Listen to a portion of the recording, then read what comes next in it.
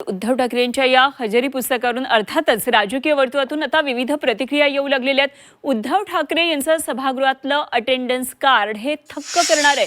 भाजपचे प्रवक्ते केशव उपाध्ये यांनी ट्विट करून उद्धव ठाकरेंना हा टोला दिलाय। असे प्रतिनिधी जनता कसे स्वीकारणार?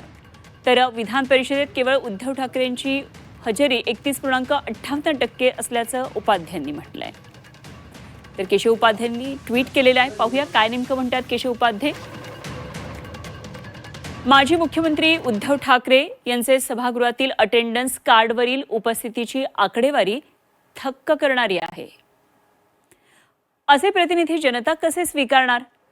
केवळ माझा बाप चोरला, माझा पक्ष चोरला, पक्षाचं चिन्ह चोरलं अशा भावनिक वर्णना करून सहानुभूती मिळत नसते।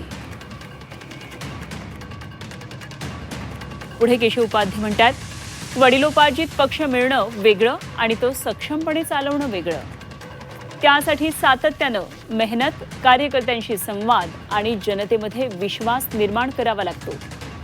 उद्धव ठाकरेंना मुख्यमंत्रीपद चालून आलं, बिनविरोध विधान परिषद मिळाली, मात्र त्या संधीचं रूपांतर जनाधारात करण्याऐवजी उबाठा सैनिकांच्या हाती आले काय तर भ्रमाचा भोपळा